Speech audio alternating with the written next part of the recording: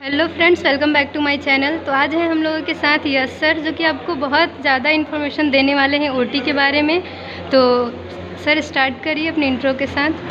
मेरा नाम कुंवर यश यादव, अभी मैं ओटी का लास्ट ईयर का स्टूडेंट हूँ। तो सर बताइए कि आपका ओटी में एक्सपीरियंस कैसा रहा। अगर मैं ओटी के स्टार्टिंग के एक्सपीरियंस के बारे में बात करूँ तो मुझे कुछ भी नहीं पता था ओटी के बारे में। एक्चुअली मैं मैथ का स्टूडेंट था, बट मेरे एक फ्रेंड ने मुझे ये सजेस्ट किया था कि फैकल्टी का फॉर्म आया है तो आप ले लो। तो मैंने फर्स्ट चॉइस में भी ओटी नहीं भरा था, और बाई लक मुझे ओटी मिला। तो उस टाइम तक मुझे ओटी के बारे में कुछ नहीं पता था।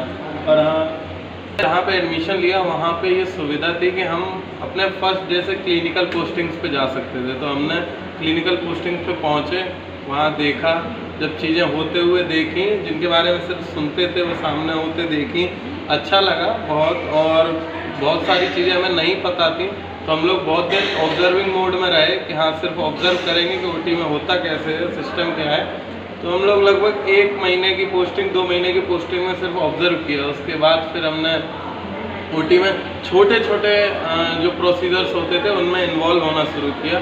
जब हमें नॉर्मल बेसिक्स आ गए कि कैसे ओटी में रहना है, किस मतलब क्या ओटी कैप, मास्क और जो भी ओटी के मतलब बेसिक रूल्स हैं उन्हें जब हम जान गए, उसके बाद फिर हम अपने प्रोसीजर्स में इन्वॉल्व होने लगे।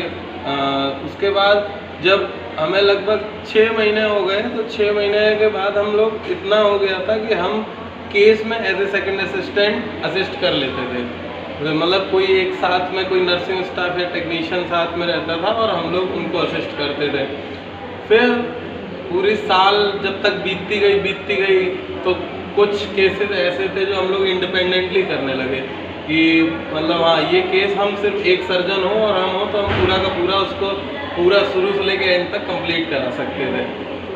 फिर ऐसे 1 साल में फिर इतना अच्छा लगने लगा कि मैं अपनी अगर खुद की बात करूं तो मुझे ओटी बहुत एडवेंचरस लगता है, इसलिए मैं ओटी में हूँ। मुझे दूसरा डिप्लोमा भी मिला था जिसके लिए सबने मुझे सजेस्ट किया। मुझे एलटी मिला था पर मैंने एलटी छोड़ा, फिर ओटी लिया, क्योंकि मुझे ओटी बहुत एडवेंचरस लगता है।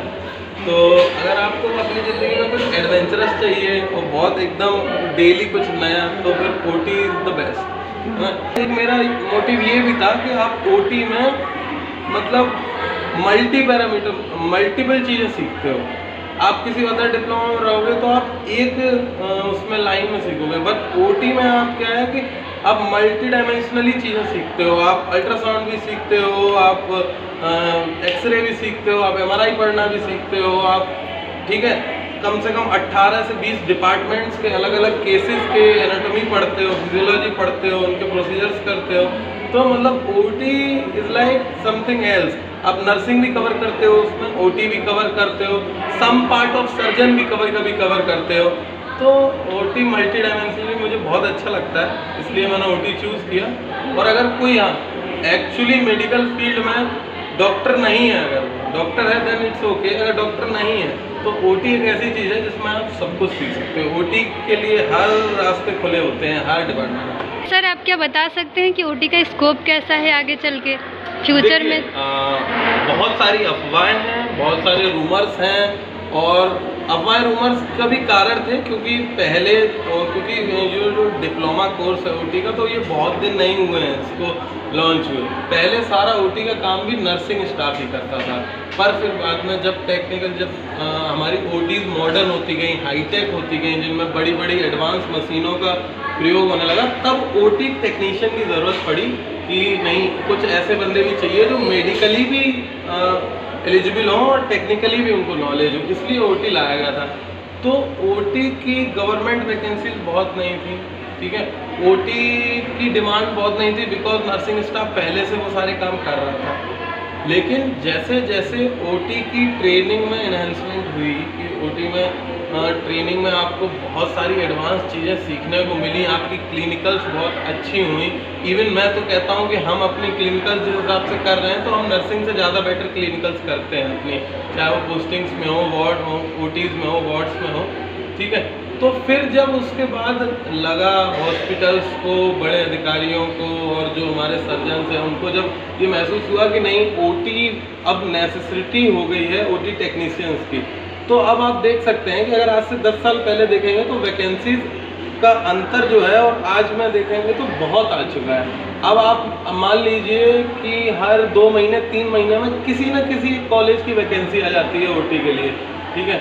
सेकंड थिंग, अब आपका प्राइवेट में इतना स्कोप है, आप भले ही जैसे आपको गवर्नमेंट मान लीजिए नहीं मिल रही है, पर प्राइवेट में भी इतना ज़्यादा स्कोप हो चुका है कि अगर आप अच्छे से मेहनत करते हैं, बहुत अच्छे से आपको क्लिनिकल बहुत अच्छी आती है, आपके प्रोसीजर्स बहुत अच्छे हैं, तो मैं कहता हूँ कि अगर आप सही से मेहनत करेंगे तो 1 लाख पर मंथ आप प्राइवेट में आपका कहीं नहीं गया, ये मैं कहता हूँ, ठीक है।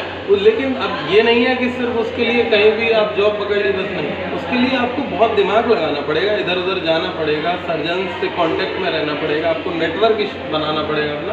तो ओटी में स्कोप अगर आप मेहनत करोगे तो बहुत ऊपर तक भी है, और अगर आप मेहनत नहीं करोगे तो आप एक बहुत नॉर्मल लेवल पे भी रह सकते हो।